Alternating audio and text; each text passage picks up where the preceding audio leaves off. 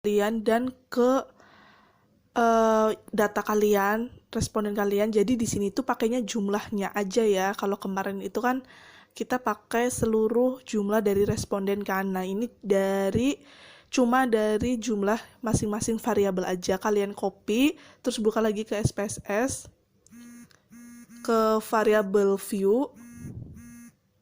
Jangan lupa ya ke variabel view. Nah, di sini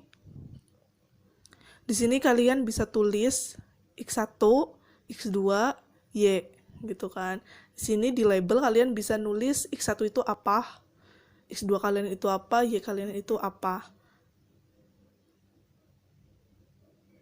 Nah, di sini kalian ubah ke scale. Kalau yang ini nggak usah.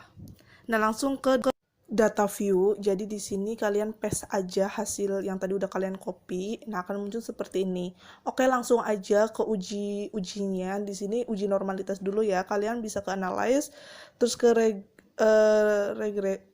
ini, terus ke linear. Nah, di sini ada independen sama dependent. X1 sama X2 kalian pindahkan ke sini ke independen, Y-nya itu kalian pindahkan ke dependent. Terus di sini kalian ubah set statistiknya itu kalian di sini checklist yang ini ya. Continue. Nah, di plotnya itu di sini jangan sampai salah. Kalau misalkan yang ini ya perhatikan baik-baik. Ini kalian pindah ke Y. Kalau yang ini, bukan yang ini, yang di atasnya ini kalian pindahkan ke X di sini. Kemudian di sini checklist aja. Terus continue. Nah, terus yang di bawah ini kalian underscore ini aja, oke. Oke, langsung aja oke. Di sini akan muncul hasil output seperti ini. Nah, ini adalah hasil output yang nantinya akan kita interpretasikan.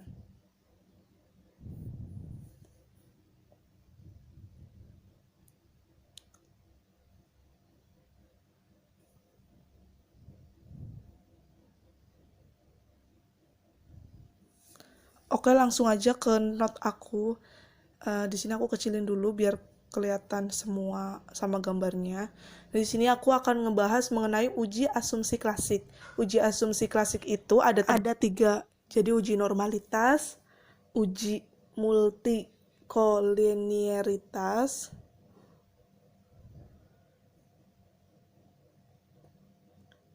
terus yang ketiga itu ada uji heteroskedastisitas.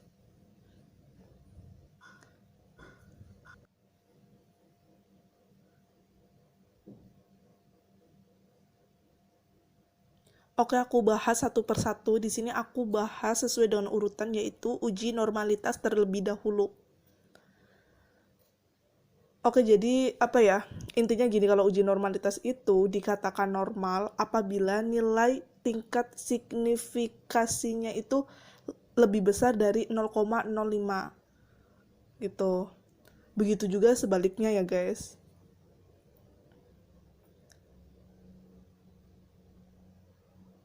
Begitu juga sebaliknya, kalau misalkan tingkat signifikasinya itu kurang dari 0,05, berarti uji tersebut atau variabel tersebut tidak normal.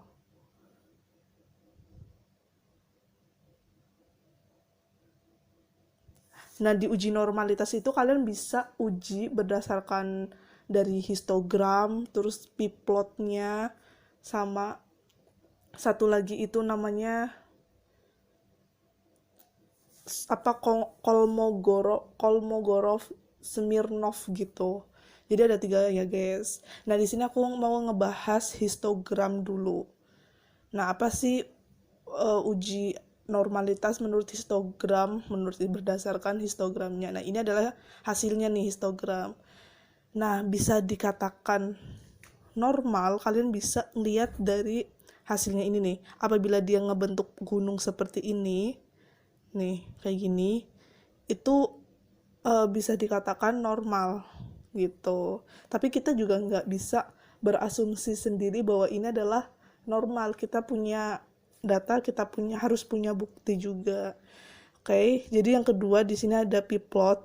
bisa kalian lihat berdasarkan ini nih ada tulisan kan normal p-plot of regression standards residual. Nah, bisa dikatakan normal apabila nih titik-titik yang ini itu mengikuti garis diagonalnya. Nah, ini kan mengikuti kan. Jadi kalau misalkan mengikuti seperti ini bisa dikatakan normal. Nah, sampai sini paham ya? Terus yang terakhir itu yang kolmograf. Jadi kolmograf itu kita uji lagi. Caranya kalian bisa lihat di sini, perhatikan baik-baik ya.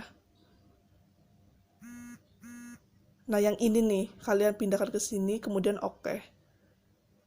Nah, ini adalah uji kolmograf Smirnov testnya. Nah, lihatnya di mana untuk menentukan dia lebih besar dari 0,05-nya. Ya kan, pasti pertanyaan kayak gitu kan. Sebelumnya di sini aku yang di note mau aku lengkapin dulu deh, biar kalian nggak bingung. Nah, untuk menentukannya itu yang ini nih, 0,200. Jadi ini hasilnya itu tingkat signifikannya itu dia lebih besar dari 0,05 atau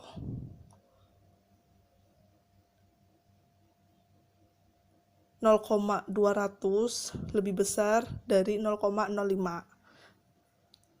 Berarti dapat dikatakan bahwa variabel-variabel tersebut itu normal. Gitu. Jadi ada tips dan triksnya ya. Kalian perhatikan aja baik-baik. Nah, ini kalau menurut aku sih data yang paling kuat sih untuk membuktikan kalau misalkan variabel tersebut itu benar-benar normal. Oke, langsung aja kali ya. Ke interpretasinya dulu. Interpretasinya itu kan di atas ya, jadi kita langsung aja ke uji multikolinearitas. Jadi uji multikolinearitas itu cara yang digunakan untuk mendeteksi ada atau tidaknya multikolinearitas dengan melihat besarnya nilai variance inflation factor atau VIF. Jadi gini, jika VIF di bawah 10 dan tolerance value di atas 0,1, maka tidak terjadi multikolinearitas. Jadi VIV itu variance inflation factor. Di sini aku tulis aja ya biar kalian juga bisa membaca juga. Takutnya males ngedengerin suara aku. Nah, di sini aku tulis, kalian perhatikan baik-baik.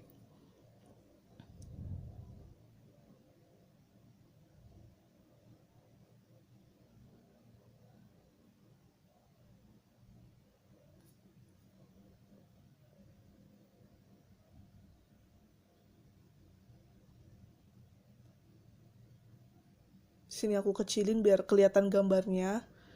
Jadi uji multikolinearitas itu kalian bisa lihat yang ini.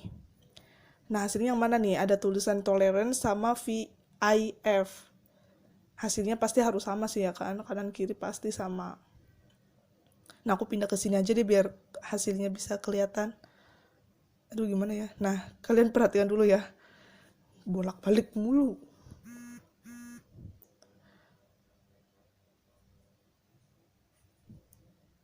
Nah, jadi aku buatin interpretasinya aja kali ya, biar gampang. Jadi berdasarkan tabel berapa gitu kan. Kalau misal dia kan betulnya tabel, jadi kalian ada di bab 4, misalkan tabel 4 titik berapa gitu kan urutannya. Misalnya tabel 4.1 diketahui bahwa nilai FII variabel harga atau X1 dan variabel kualitas produk atau X2 adalah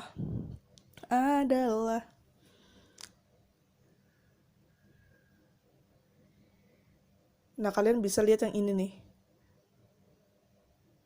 Ya, tulis di sini 1,598.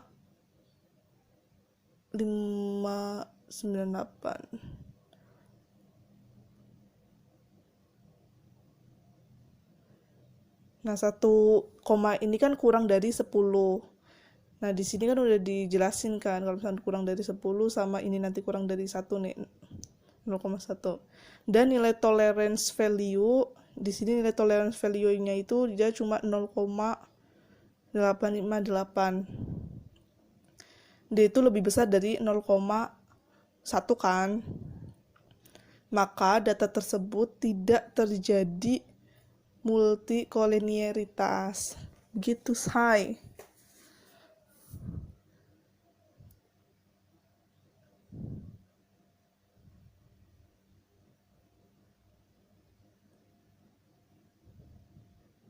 Perhatikan baik-baik ya.